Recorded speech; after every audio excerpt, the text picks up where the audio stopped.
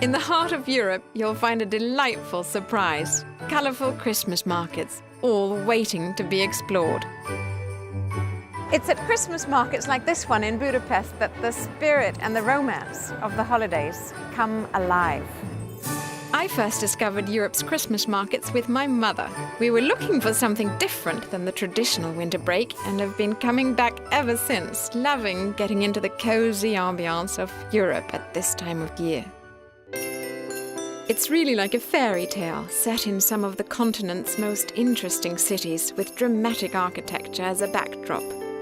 Vienna, Prague, Paris, and quaint villages like Passau, home of Germany's oldest gingerbread recipe.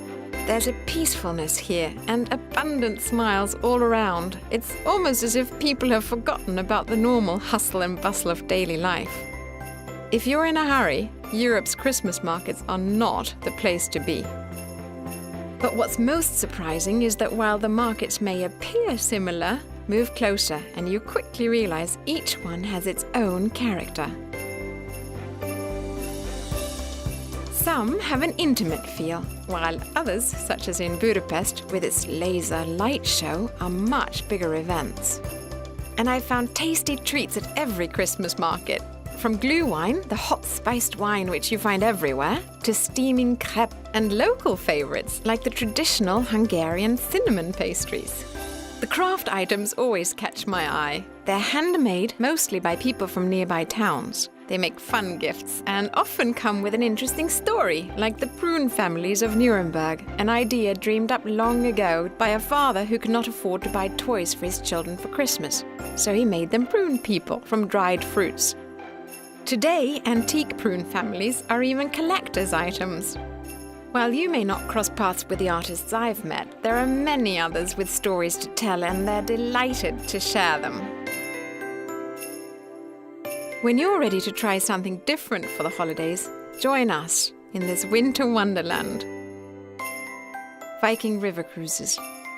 No one can show you the real Christmas markets like we can.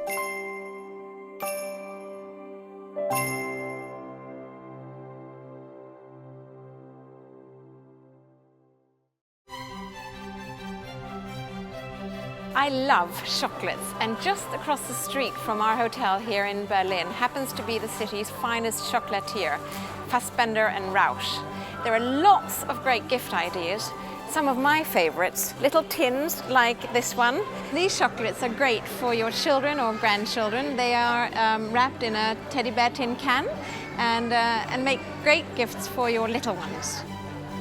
But these are my personal favorites. They're called wellness chocolate and they're packed with antioxidants, so they're chocolates that are actually good for you. And I've heard that they may just take care of those wrinkles that we have. Viking river cruises. No one can show you Europe like we can. In tiny Passau on the Danube River, you'll find Café Simon. It's been owned by the same family for 5 generations. Mr. Walter Simon here is the current patriarch, and he's going to tell us a little bit about the history. This business was founded over 100 years ago by my grandfather. And my father took over, then I took over, and the owner right now is my son. And the next generation is already here. Look at them. They're so focused. They must take after their grandfather. Since the children have to go home and do their homework tonight, I'm going to be your helper. Much more student, actually, than a helper. I quickly learned how much I didn't know about this classic gingerbread, which is Germany's oldest. This kind of gingerbread, it's only produced during Christmas time. It consists only of honey, flour and spices. That's it? That's it. Also known as Lebkuchen, gingerbread was once prized for its medicinal properties. Lebkuchen means, if you directly translate it, a cake of life. In the old time, the kids, if they are not so healthy, they get the gingerbread. They tried it with hot milk and then they get a wellness back. Beautiful wood molds from the Simon's original shop are a reminder of how gingerbread has been an important part of celebrations for centuries.